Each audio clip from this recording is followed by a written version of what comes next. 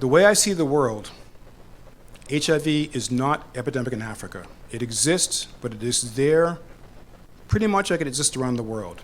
HIV/AIDS is primarily an urban disease, and it's primarily a disease of the middle and upper class. The concept that it's related to poverty doesn't work. And that's the story they have in Haiti, it's a story they have in Africa. They have these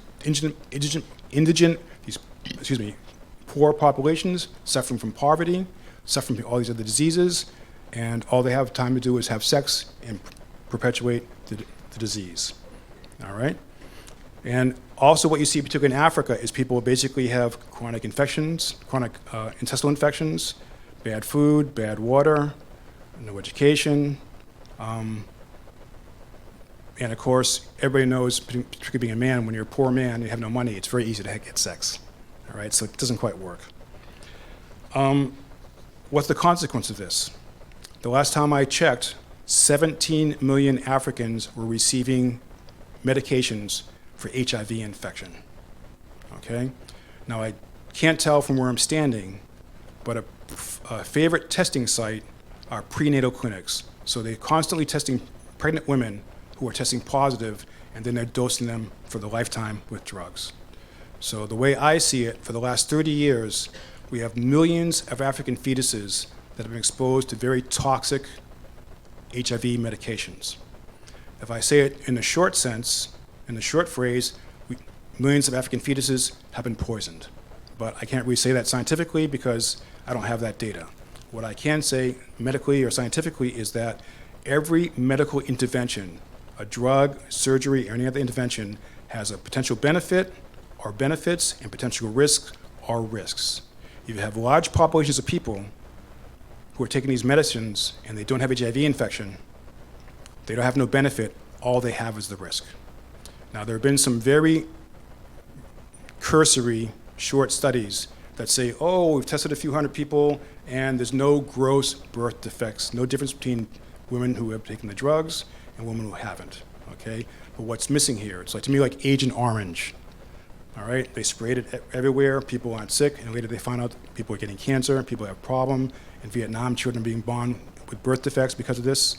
So where are the after-birth studies? Where's the 6-month, 1-year, 2-year, 5-year, 10-year follow-up studies on all the infants being born who are exposed to HIV infection? Not happening. And that's one of the big issues. Also, up until recently, now HIV medication is a triple drug regimen. Truvada is a combination, is the common pill now. It's 3 medications together.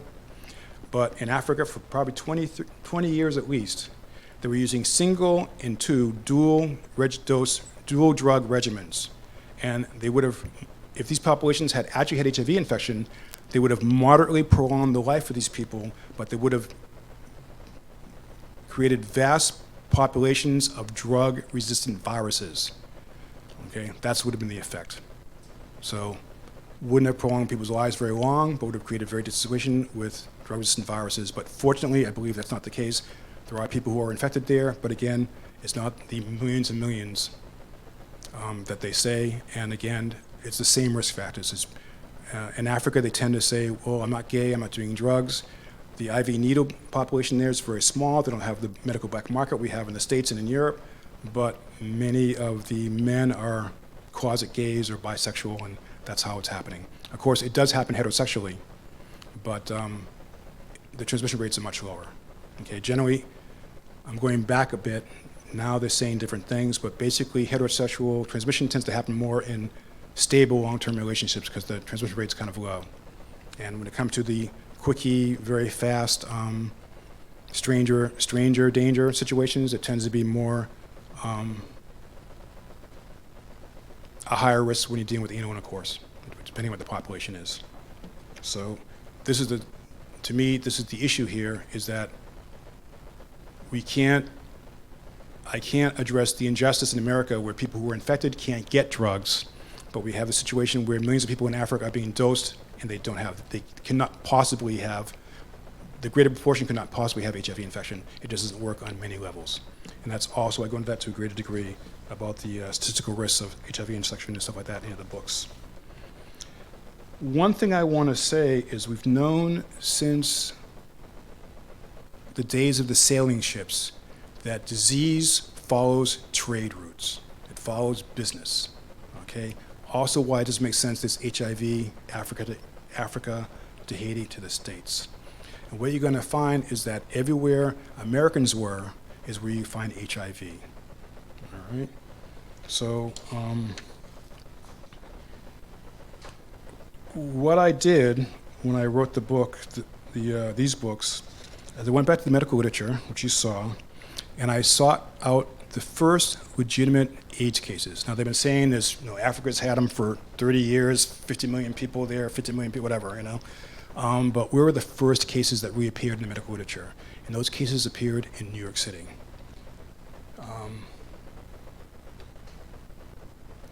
And I used two criteria for defining what I considered a legitimate AIDS case.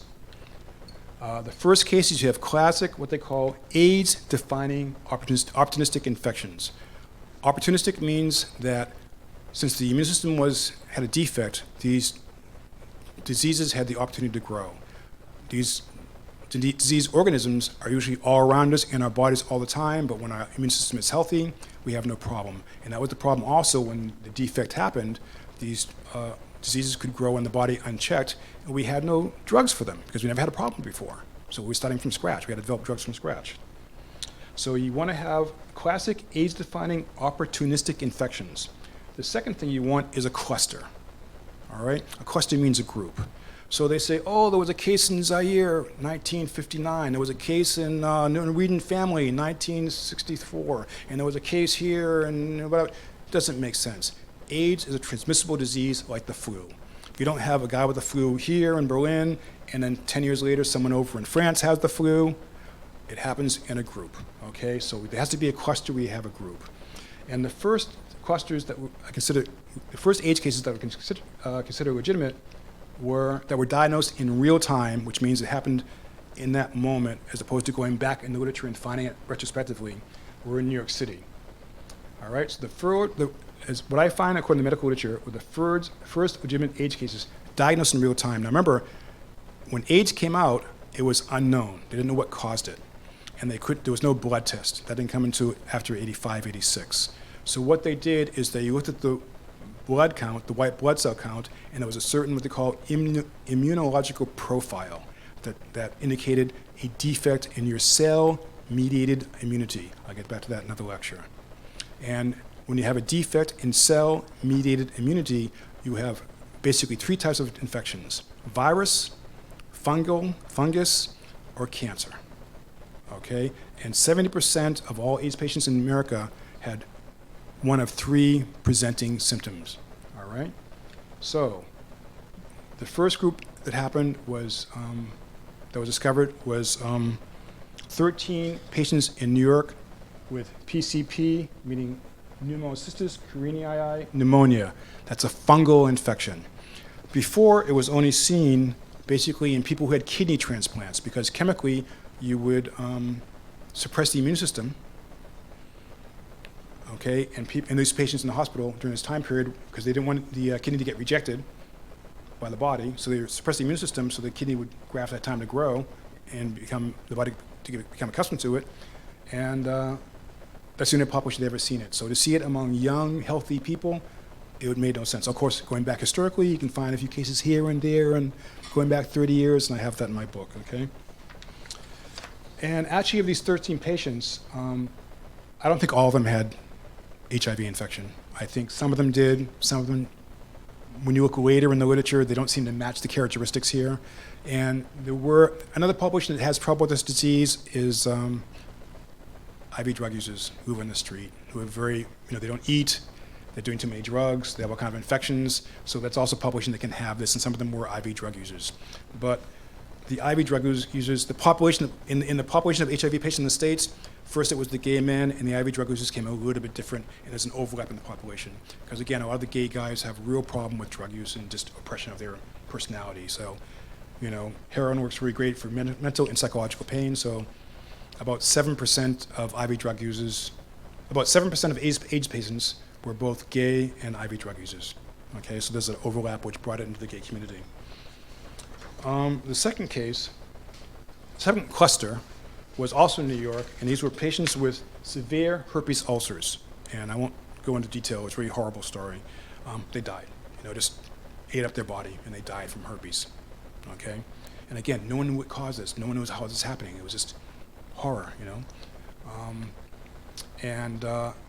The third case, there were 4 or 5 patients, depending on what report you read, of patients in Los Angeles with PCP, pneumocystis carinii pneumonia.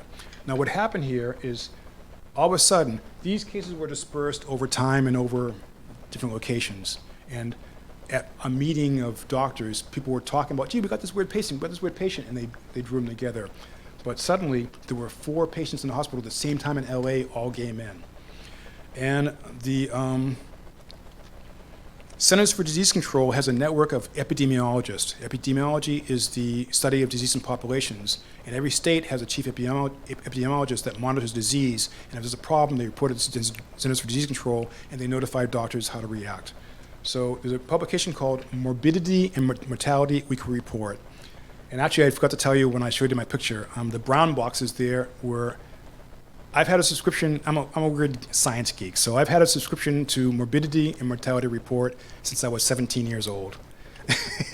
So I actually have most of the history of HIV in these reports, which is very good because you go here to, say, Charité Library, they have bound books of this, but they often don't contain the tables and charts that are in the original.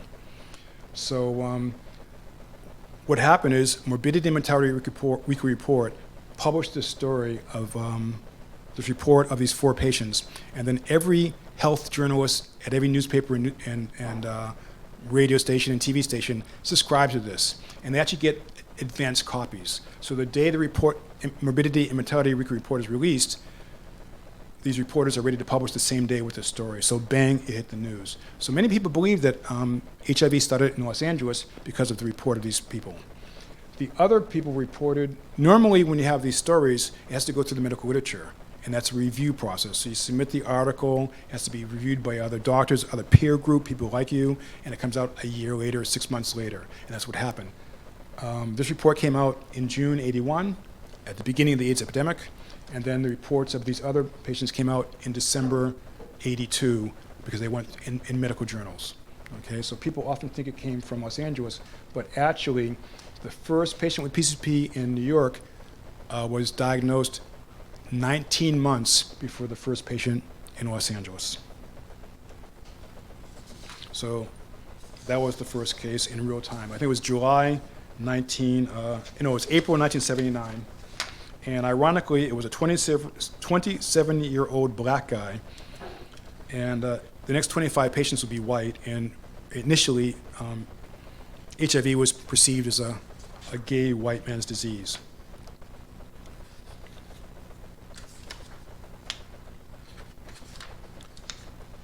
So here's the first 1,000 AIDS cases in the United States. From June '81, first reported from the Los Angeles cluster, to February '83. We see the numbers, and you see the predominance of New York City. Okay, now, of course, it's possible HIV came from somewhere else and went to New York because that's where the party was, and it spread rapidly there, but given that the first cases in real time were discovered there, and also looking retrospectively back in the literature, there's a couple of cases in '78, '79 that seem to fit the case that it was, So New York seemed to be the place it came from. And you can see nothing else compares. In San Francisco, it's just a different environment, different place. And looking at 1982, September 1982, these were the high-risk categories. Homosexual men, percentage of AIDS cases, I think there's 593 cases at this point. IV drug users, Haitians, I'll get to that later. No known risk group, I'm not gay, I don't do drugs. And hemophiliacs, a small percent, okay, because I had to get in the blood supply. So here we are, 2008, many years later, we still see the huge predominance of New York City. Now, New York City is actually, the Centers for Disease Control has the country divided into different districts. And it's the New York City Metropolitan District, which includes Newark, New Jersey. So New York City, basically, it flourished initially among gay men in New York City. And then with the link with the IV drug users, It then crossed over into Newark, New Jersey, if you know where that is. It's a big airport there. And that's where the population of IV drug users were, and also black and Latino people. So basically, what you see in New York City includes Newark, New Jersey. The world's first documented case of international HIV transmission was from New York City. You know the answer? Copenhagen. International. Yeah, international. Yeah. So the first documented case of international AIDS transmission was from New York City to Copenhagen. So we're going to talk about how HIV migrates over the Atlantic here. So Denmark. First case was a 50-year-old gay guy who visited the New York City bathhouses every year since 1971. So in 1981, he presented with what they call the AIDS prodrome, before you get the opportunistic infection. Fever, swollen lymph glands, weight loss. Okay, and that was actually in the New York Times. It was pretty widely known. So the first 4 Danish patients all had homosexual contact with either residents of the United States or a man who had visited the United States.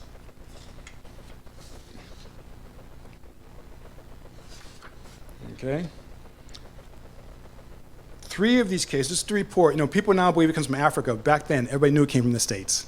Okay, the Africa stuff came around in '85, this whole story about Africa and the monkeys, okay? But during the first years, everybody knew it was from the States. That was it. So this is the medical literature.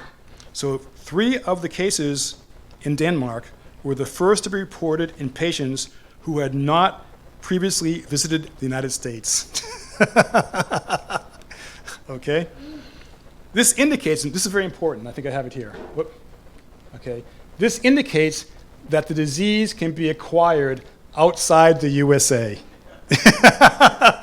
Okay? Again, people didn't know. They didn't know if you could get it outside the States. They didn't know if women could get it. It was a mystery. They didn't know. Okay? However, all 4 patients, had sexual contact with homosexual men who had visited or lived in the USA. Okay, so even the people who hadn't visited the States had had contact with somebody who had been there. So in Denmark, in 1981, the greatest risk factor for AIDS exposure, the greatest risk factor for AIDS was exposure to U.S. citizens during 1980 and 1981. And this was shown by a retrospective study of 250 blood samples of gay men in Denmark. And so they showed that basically HIV, being positive for HIV antibody, and also having lowered immune system, as evidenced by immunological profile of blood cells, were all related to having sex with American men. Danish men who traveled to the United States were 7.7 times more likely to have a defect in cell-mediated immunity than Danish gay guys who hadn't gone to the States. And in 2 surveys of promiscuous, that means having a lot of sex, 2 surveys of promiscuous populations of Danish homosexuals, approximately 25 had visited the United States within the prior 3 years. And this prompted one doctor to write, "The high rate of travel of Danish homosexuals to the USA might explain the high rate of AIDS in Denmark, which at present is the highest reported for citizens in a European country."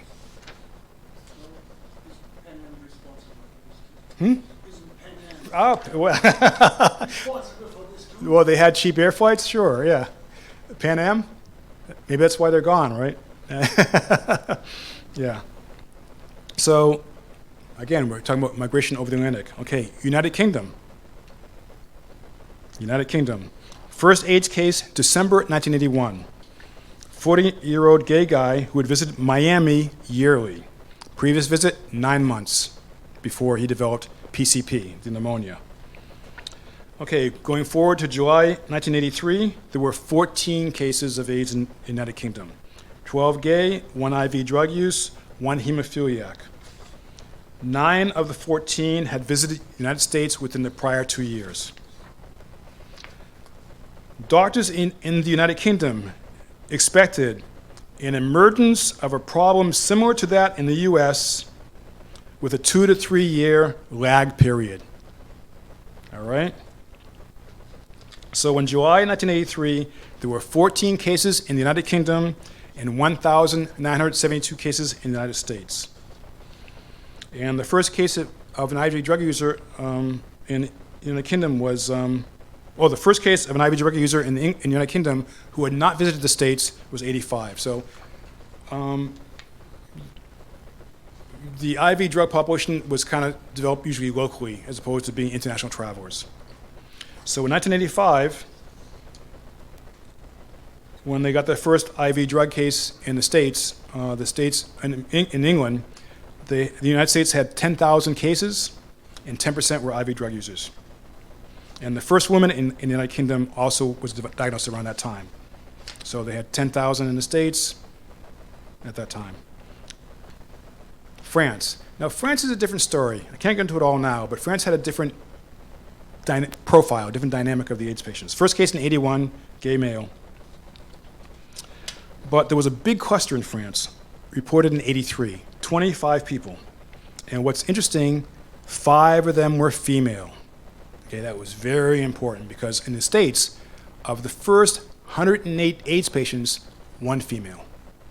So here we have the first 25, there were 5 females. And they were Haitian and African, the females. Okay, so the presence of women was very unusual. And this, women have it. That means it must be endemic, which means natural to a population, so it must be from Africa. Okay, because women have it. Only the gay guys have it here.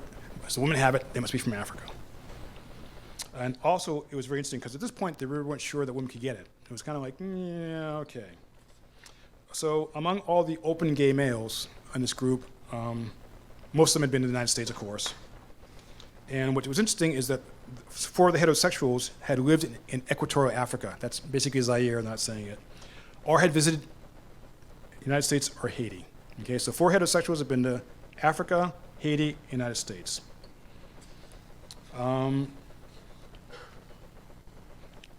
Jumping forward, October, grew pretty quickly, 83, December, October 83, France had 94 AIDS patients, 52 openly gay male, 1 Haitian, 51 French, 57 had visited the United States, and 75% had visited the United States, Haiti, or Africa.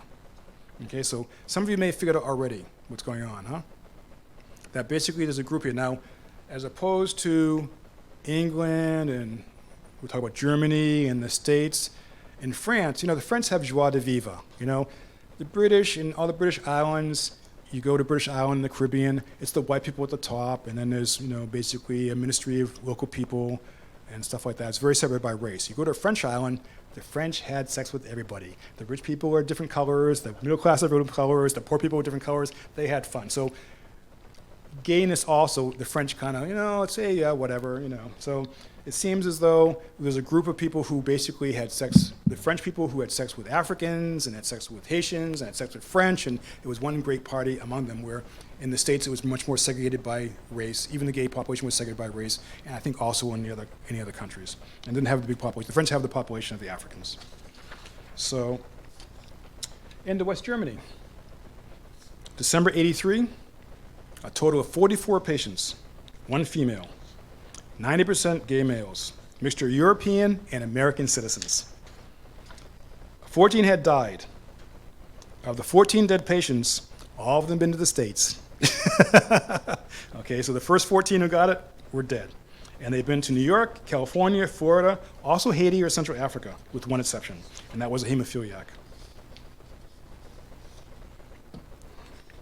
In Munich, Frankfurt, and Berlin, quoting, the first emergent AIDS clusters had direct contact with US AIDS epidemic. Okay, so again, from Americans. And the West German authorities predicted an increase in the AIDS population paralleling that observed in the United States, but lagging 1 to 2 years behind the United States. Everybody I know was gone. So anyways, December 83, so 44 German AIDS cases, States had 3,000. So the other place that HIV spread to from the States was South Africa, Mandela land. So right now, supposedly South Africa has the biggest AIDS epidemic in the world. That's been the story for years, okay? So the first case was reported, I think, in 82, and it was 2 2 gay men. And again, just to reiterate that everybody knew what the story was back then, although most cases have been reported from the USA, some have been reported from other countries. Initially, these occurred in patients who had visited the United States before contracting the disease. But lately, the disease has been recorded in individuals who have never visited the country. So, just coming. So people knew it from the States back then. Not news. So these 2 guys were 2 gay men, and they were both air stewards. They worked in airplanes, and they flew from Johannesburg to New York City. And one lived in New York City, and they were also lovers together. So 4 years later, in '85, the same story repeated itself with 2 guys from Cape Town. And they were both, I'm not sure they were both, but one of them was also a air steward, flew Cape Town to New York City, and the other guy was his lover. So even 4 years later, it was still news they had so few cases.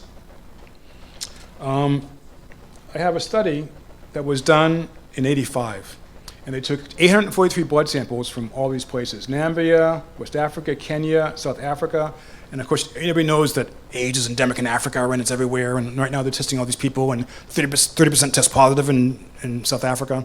And back then, they used different tests. They didn't use commercial ones. They used laboratory tests that require scientists to do. People think that when you do a test, there's some technician there testing it. They take your blood, stick it in the machine. It's like a photocopier. Push the button. It's automatic. Faxes the result to the doctor. Okay, that's how it works. You shove in a cartridge. That's the assay. Pull it out. Pull the next one.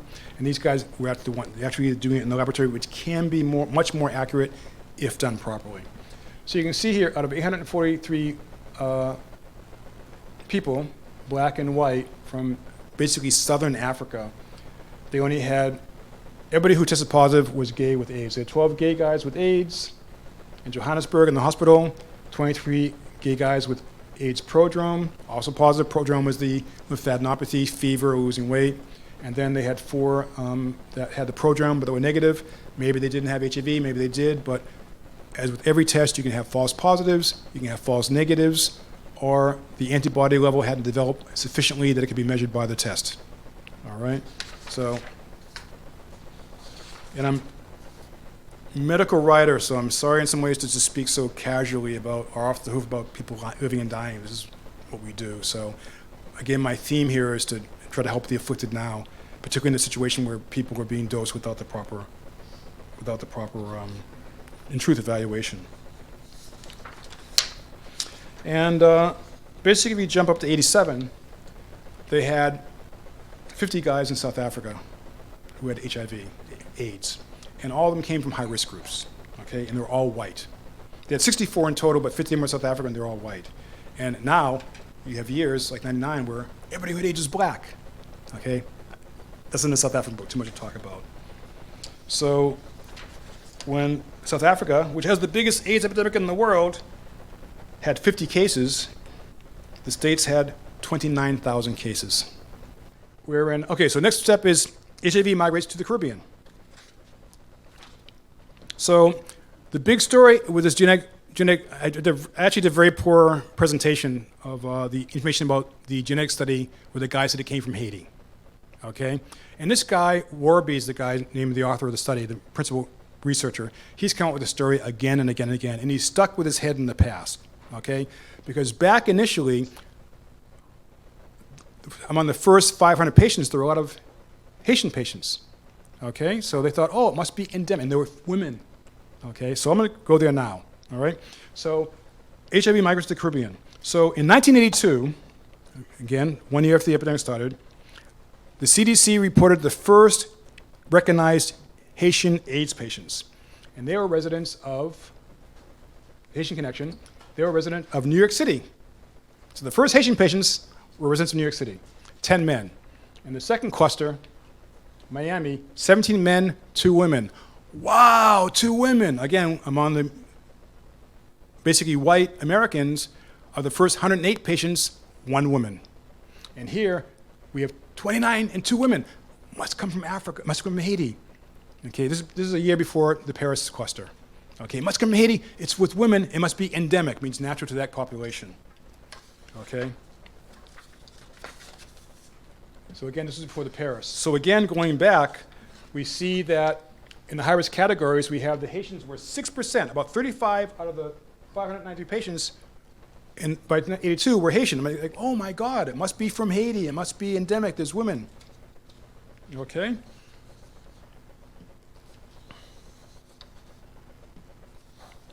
So the Centers for Disease Control actually designated Haitians as a high-risk category. If you were Haitian, you were a high-risk category like homosexual, bisexual man, IV drug user, hemophiliac. And they thought, oh, it must be a genetic factor among Haitians. Okay. My mother was a nurse. She always said, back in the 50s, she's like, what's a virus? Well, when the doctors don't know what it is, it's a virus. And now, when the doctors know what it is, it's genetic. All right? So anyways, genetic is the language of God, and geneticists talk to God with their special practices, voodoo, right? Oh, also, by the way, of course the Haitians have it because they drink blood in the voodoo. Okay, now we didn't know it was caused by a virus then, but we knew probably it was blood-borne and transmissible, but they weren't sure. But they drink blood, they do these things in Haiti, all these, okay? So, and also when international investigators went to Haiti, the poverty there, I'd never been there, but I had a friend who worked at the Haitian consulate, German Haitian consulate, and she said when she went in the bus from the airport, you saw dead people on the street. It's really horrible there.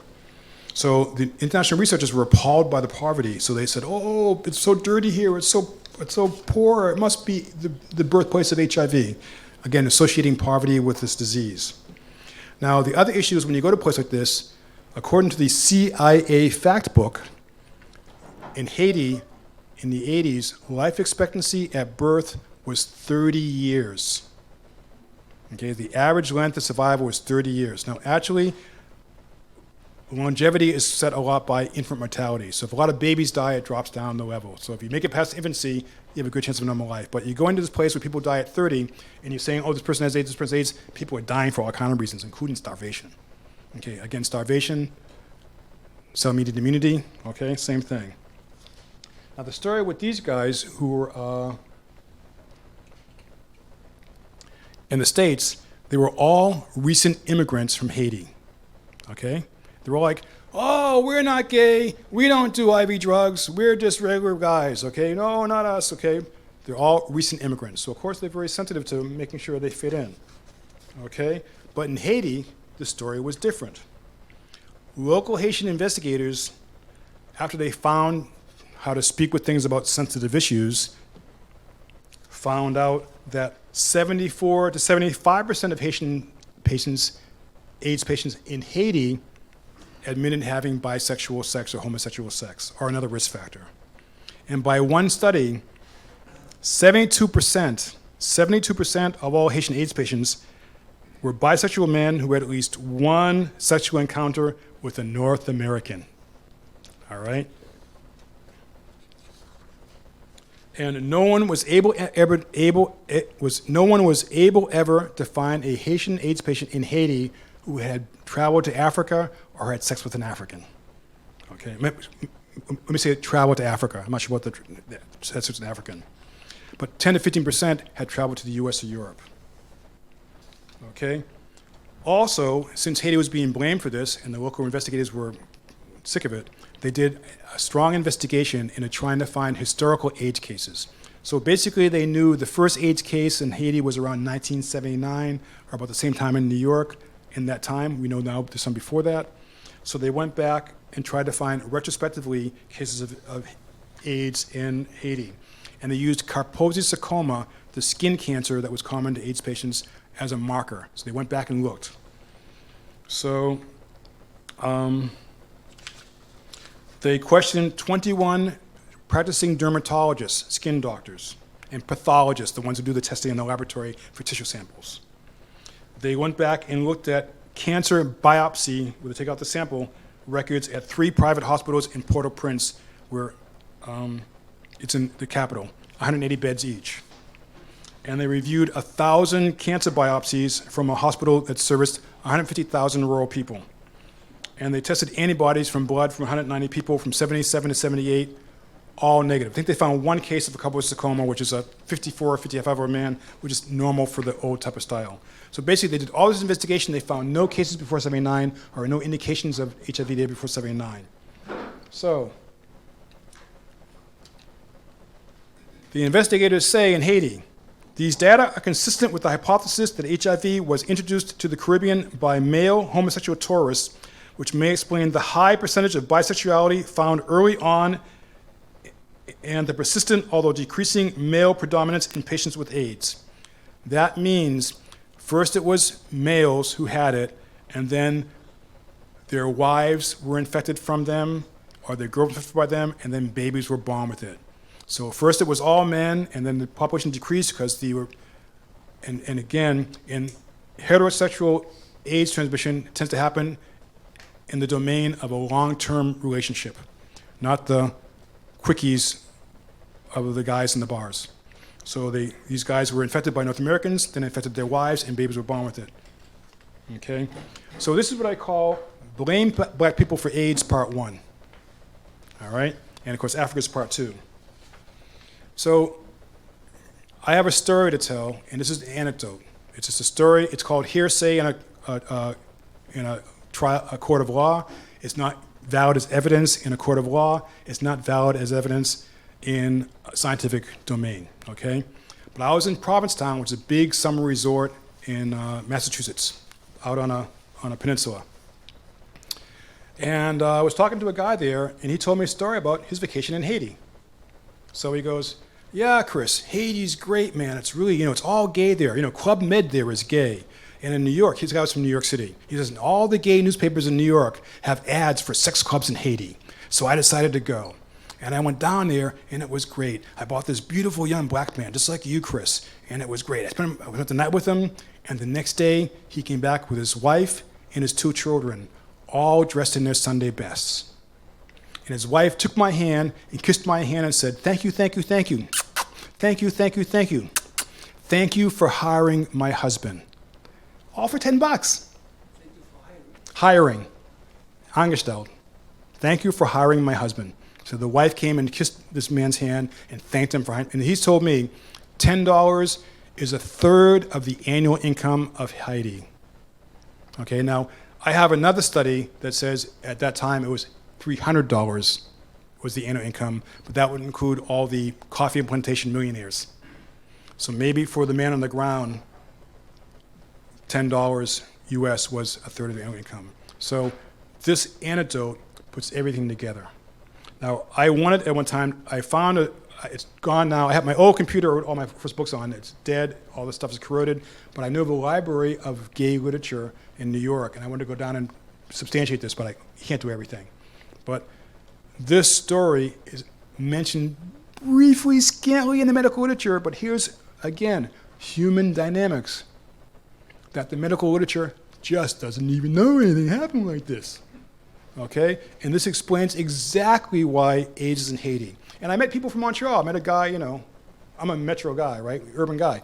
I work with gay people, and I met a guy from Canada. He goes, oh yeah, all the gay guys from Montreal going down to Haiti too. Yeah. Because, I was in Provincetown, gay guys, there's a link of people, I worked in restaurants. There's this link of people who worked in restaurants. They work in the summer in Provincetown, in Massachusetts, in the winter in Miami, and gay guys come from New York, they come from Montreal, and then the Haiti thing. So it's all the East Coast.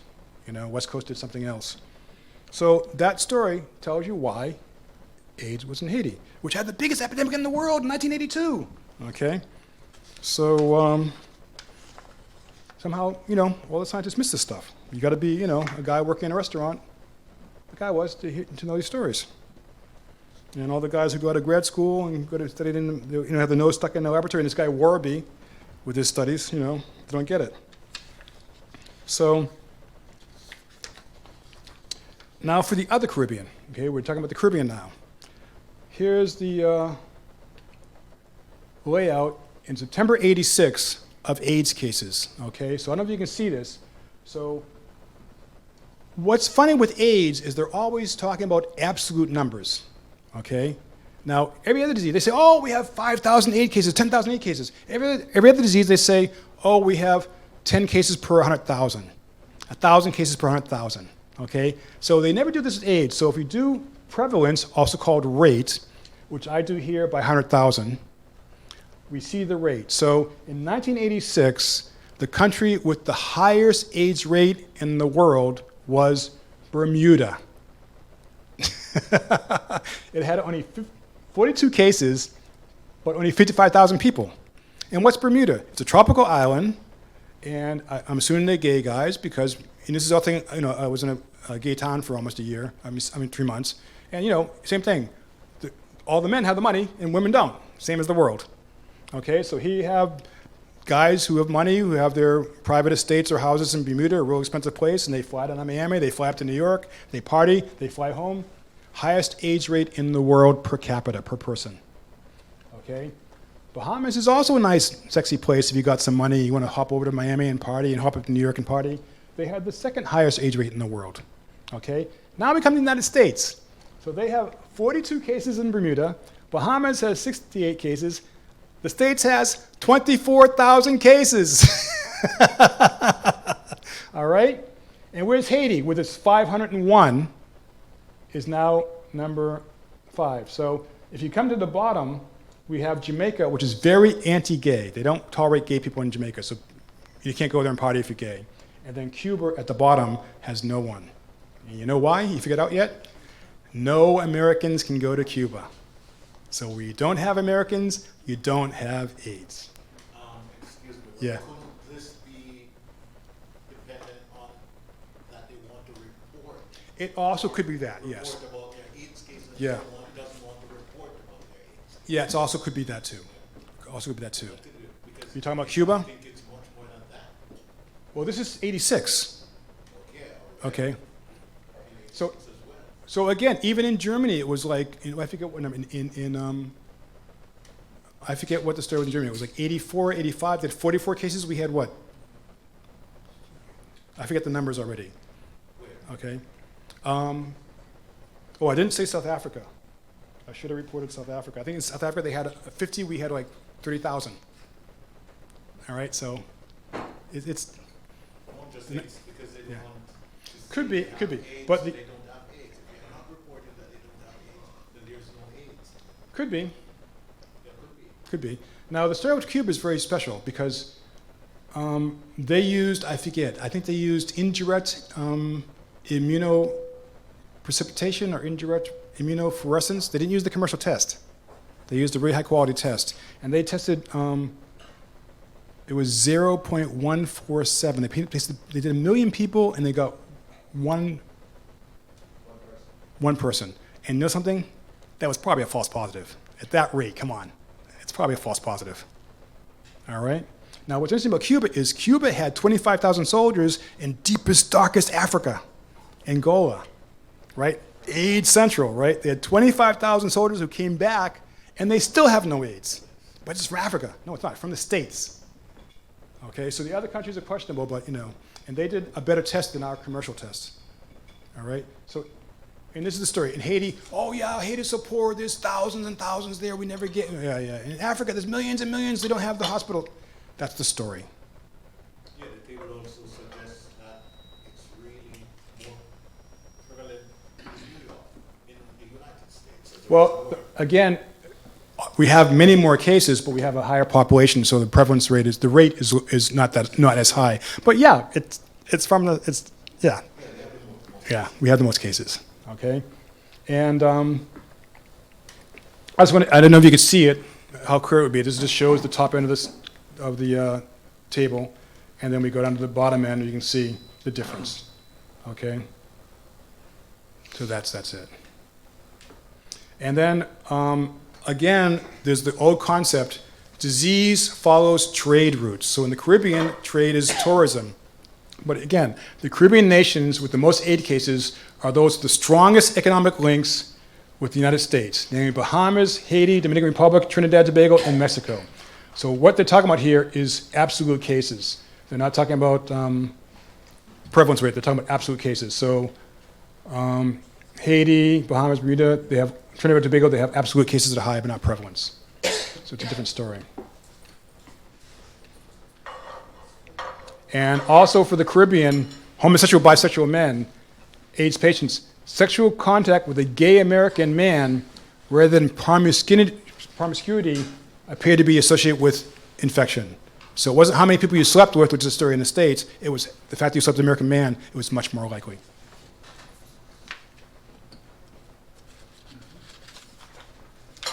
Okay, so just basically all constant, consistent implication that it's from the States, not from Africa. So here are the countries with the highest AIDS rate per capita in December 1984. So United States, Haiti, France, Brazil, blah, blah, blah, blah, blah. All Western countries, nothing from Africa yet. And we go with the highest population centers, New York City, San Francisco, Los Angeles. Note, Paris is the next highest epicenter. The countries from behind the Iron Curtain is also missing. Exactly, I'm gonna get there. Exactly. No Americans, no AIDS. And what's important here is that Paris is the largest epicenter outside the States. That's what's important here. Okay, if you go back up. Sorry, I had to new with this thing. We go back up, you see Haiti is special because it's right next door and it's getting, it's being inoculated by Americans who are partying. And then Paris is a large country. And again, we have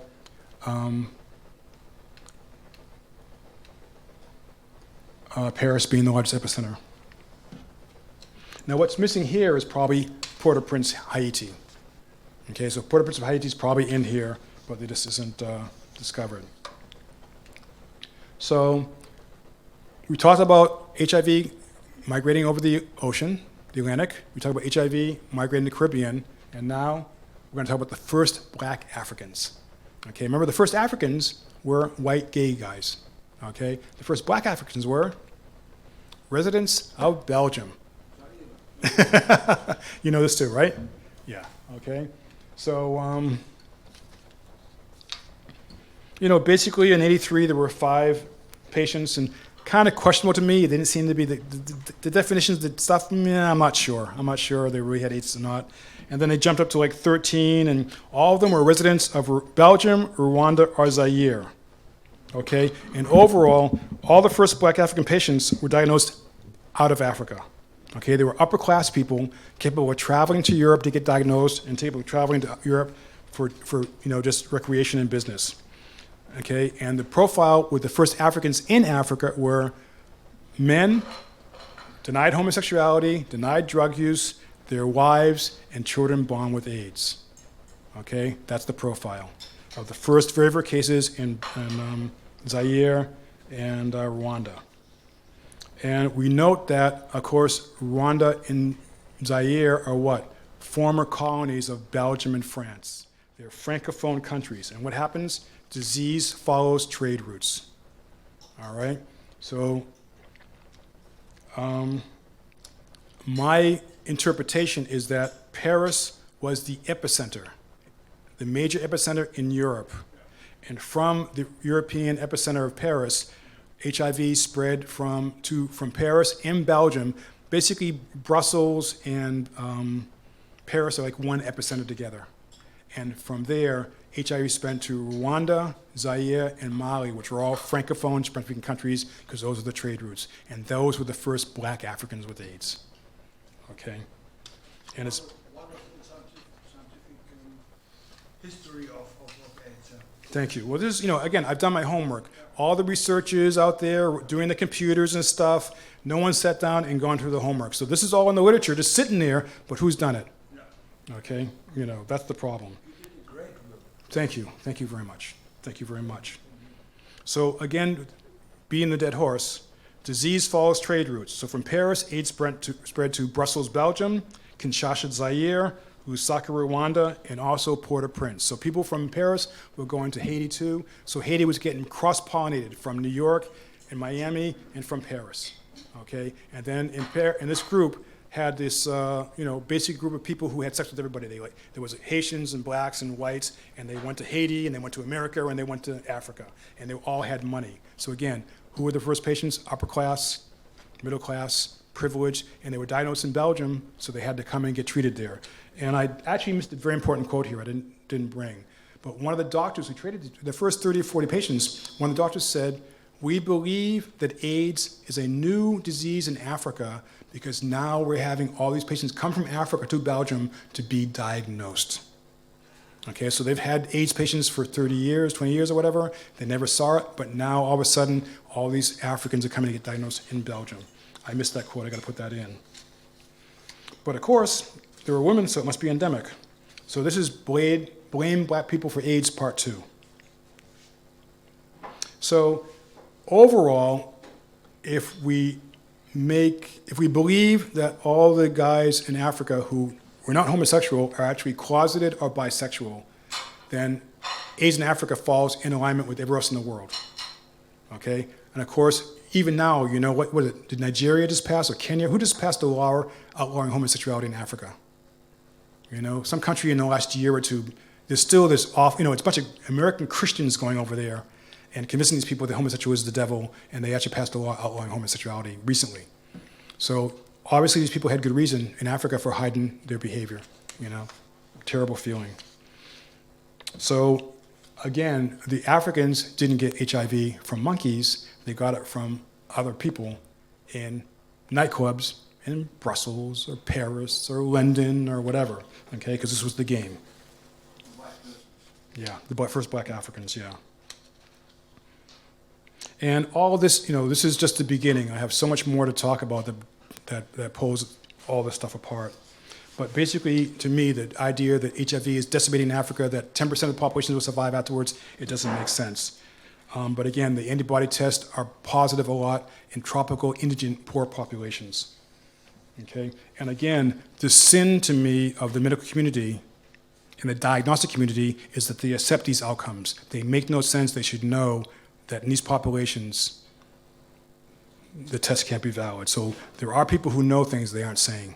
But of course, you saw what happened to Mbeki. Mbeki didn't have the right advisors, but he got crucified because he said the same thing. Yes, basically, many of the old diseases, tuberculosis is being, speculation, right? Tuberculosis is being defined as HIV, intestinal infections are being defined as HIV, and then you have some symptoms, diarrhea, you test positive, oh, you have HIV, okay?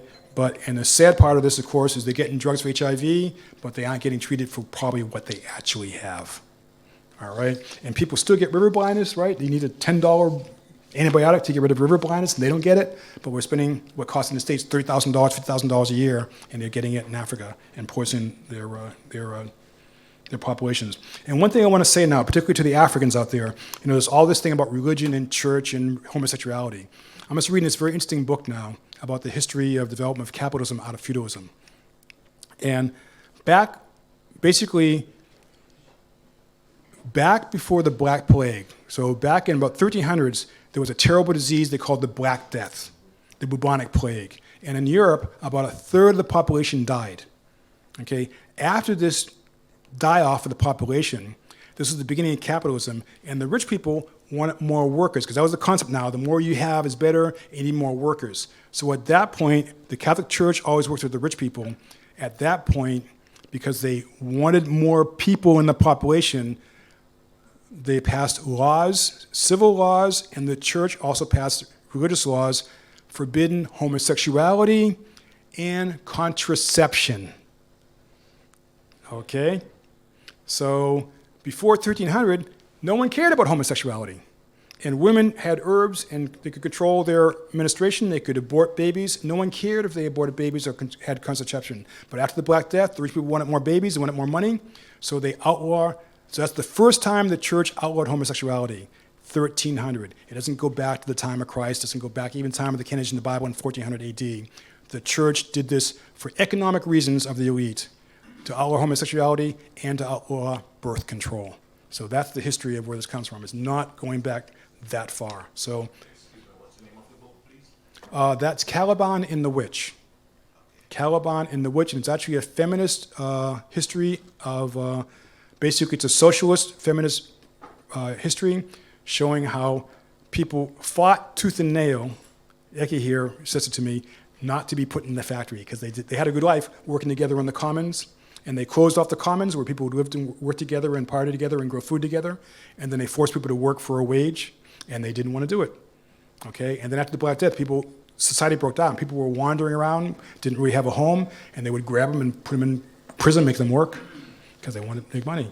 So they made all these laws against this, against that, and you had to work, and they changed the whole mentality. And it took about 200 years for people to accept the life we have now, where you go to work. Okay? And then All this progress was terrible for women because they really suppressed women who were part of the community when they had the commons, and then they gave everything to the men, and then all the women's work is free. No one pays for the women's work, right? And the men have all the control. So it's very, very interesting. So I'm getting close to the end here now. And of course, the idea is where there are Americans, there is disease. Disease follows trade routes. The other thing is blood products. So HIV is spread by blood and semen, basically, mostly. The other transmission levels are pretty low. So wherever you had American blood products, you had HIV. So U.S. blood products transmitting HIV infection. And usually it's the hemophiliacs. They use factor VIII, it's a protein. Hemophiliacs miss factor VIII, a protein that helps them, their blood clot, and for wounds to close. Okay, so what they do to make this stuff is they take blood from a lot of people, put it in a centrifuge, spin it around real fast, and then it separates things by weight, and you reach in with a little pipette, and you suck out at one level the protein you need, and then you give it to the hemophiliacs. Okay, so unfortunately, with all this blood from a lot of people, any one person has HIV, then it's all in there, and whoever you get that blood to, different might get HIV. That was the story with hemophiliacs. How do you solve it? Heat the blood. Easy, but they didn't know at the time. So in Scotland, where they had factor VIII made by local people, HIV, I forget the year, was 15%. In Denmark, where they had a US product, okay, so basically of hemophiliacs, 15.5% were infected in Scotland, but in Denmark, where they had a US product, factor VIII made in the US, 59% of hemophiliacs had blood product. Same thing in South Africa. South Africa again. Republic of South Africa, hemophiliacs who use blood, factor VIII from local product, 3% infection. Hemophiliacs who use blood from a US product, 85% infection. Okay? Same thing in France. The highest rate of HIV seropositivity was observed in hemophiliacs who received factor VIII concentrates prepared from plasma collected mainly on the American continent. France. The Lancet, which is a prestigious medical journal, British, I believe. The overall prevalence of AIDS in treated American hemophiliacs is about twice that in Europe. But in countries that use factor VIII concentrates from the USA, the incidence is likely to increase. Okay? So there it is. It's from America. Now, behind the Iron Curtain, guess what? 1 second. Go ahead. Ich muss es jetzt auf Deutsch sagen, entschuldigen Sie. Mein Deutsch ist einfach, but langsam bitte. Auf Deutsch sagen. Also bei allen internationalen Studien fehlt mir nach dem Blut und dem Samen sozusagen der Übertragungsweg der sogenannten Muttermilch von Frauen, die also ein Kind okay. haben. Das ist eigentlich der dritte sozusagen infektiöse Übertragungsweg von HIV. Yeah. Okay, as I understand the situation, he's asking basically the question about transmission from pregnant mother to child. And from my knowledge, it might be out of date, they really didn't know how it happened. No, it's not only Through the mother's milk. It's not only between the mother and the child. Yeah. If you have sex with the woman Yeah. who is producing Milk. then you are after blood and semen. It's the third important Is the milk? danger to get infected by HIV. Yeah. If you have sex with the woman who just gave birth to a child maybe a few months ago. That's a fact. That doesn't, okay, well, okay, my German is too simple, but okay, let me take the first part of that I understand. Whether mother's milk transmits HIV, I'm not sure. It definitely transmits HIV antibodies. So early in the epidemic, there were babies who tested positive, but they only received the antibody, because mothers, that's the importance of breastfeeding, is that mothers pass antibodies to their babies through their milk. Okay, so they received HIV antibodies, but they didn't receive HIV. So most of the babies, as I understand it, who were positive from breastfeeding, over time the antibodies faded away because they didn't have HIV infection. And then children who were born infected with HIV, there was a question whether they're infected in the womb or they're infected by being exposed to the blood of the mother during birth.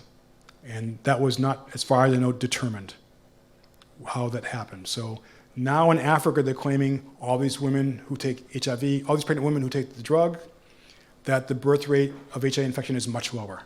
That's one of the claims they make, and I can't speak to that. Okay, but again, in the greater realm of things, these 38% of pregnant women, that doesn't make sense, but that's what they're saying. Just like they're saying now, they spent, however many millions of dollars, that it's down from 17% down to 10%, but that could be also, these numbers are not actual numbers. They're not actual measured numbers, they're computed estimates. So you tweak the estimate, you tweak the computer program, it'll be different. And there's one statistician, a Chinese guy, it's on my website, who quit in protest from, I think it was UN, I don't know if it was UN AIDS or World Health Organization. He quit in protest because out of the estimates, they always took the highest range. They didn't take the middle range. So he quit in protest about this, and they eventually came to peace. But this guy also believed in the AIDS Africa thing. He's a statistician, and he believed, oh yeah, it's terrible in Africa, but you shouldn't be taking the highest numbers, you should be taking the middle numbers, not the lower, okay? But all these numbers you hear generate out of Africa, you really got to sit down and read the study and read what they're doing. So the story with the 10-year incubation period. I get this one study thrown in my face all the time. Oh, it's 10 years, it's 10 years. And I said, no, it's not. And the study is not incubation, it's longevity. How long people live from a time of infection, okay? That's longevity. And then they had a population, and they had, for a third of the population, it's a statistical study, and for a third of the population, they knew the date of infection because they received blood transfusions or organ transplants. For the other two-thirds, they guessed the date of infection. They guessed, Schätzen. Okay, so you have a population and they do the statistical analysis. So for one-third of the population, they knew the date. The other two-thirds, they guessed. And this is science. But you got to read this. You got to read the methods. Okay, so you read the abstract. Oh, blah blah blah, 10 years, and that's also longevity. It's not incubation. It's how long you live after being infected. Okay, so again, confirmation bias. They're getting the results they expect to get because they're putting the numbers they think are right. They guess 2/3 of the population's infection dates. Okay, so again, behind the Iron Curtain, there's not much information, but in Poland, Yugoslavia, and Czechoslovakia in 85, no cases. Maybe they're not reporting, but no cases. And we have 15,000 in the States.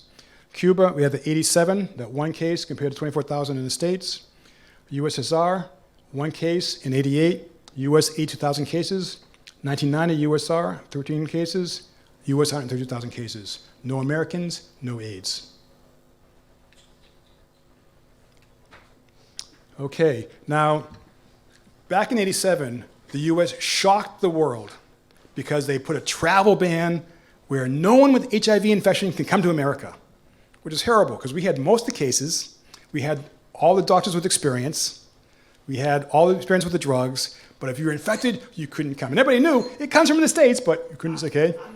Yeah, unbelievable. But so everybody was shocked that the US banned all foreigners with HIV infection, but this was not the first ban. A year earlier, Saudi Arabia and Liberia banned any Americans from the country who could not prove that they were free of HIV infection.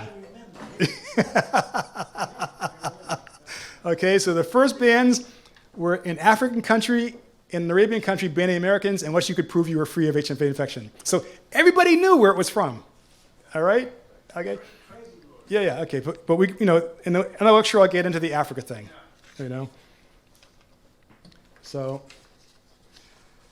that's pretty much it, I think. And for you people watching from South Africa, if you want to contact me, please go to my website. And if you want to be subscribed to my blog post to get blog posts and notifications of my next lecture, or if you can write to Facebook, or you can write me on Twitter, but I'll be slower responding to those. I'm getting those things organized, but please contact me. Also, if you want, again, do not take this information as medical advice. If you question your status, or you know people who question their status of being infected, work with your doctors. If your doctors, direct them to my books. They're excellent tools. And you understand my passion here that we're trying to protect the unborn. I've heard an inkling of doctors. I know doctors suspect what's going on, but they're afraid to speak out. So we've got to turn the tide. My books are excellent tools for people who are able to and want to do this. And also, if you are out there, it's time to speak out. If you know something, or if you can't speak out, gather your allies, educate yourself, educate your people, and get ready for when the tide turns. Okay? Oh, also I forgot, in South Africa, both my books are available at the University of South Africa Library System. At every branch of the University of South Africa Library System, my books are available. So that's one way to get them, okay? Both books. So this is the call number of the book at HIV/AIDS, the Facts and the Fiction, and this is the call number of the HIV/AIDS in South Africa. So if you can go have access to the University of South Africa Library, you can get it there. Also, I've tried to reach you guys in South Africa by running Google ads and trying to make my book available by PDF. So email me and I can send you the link. If you can use PayPal, you can download it and get it right away.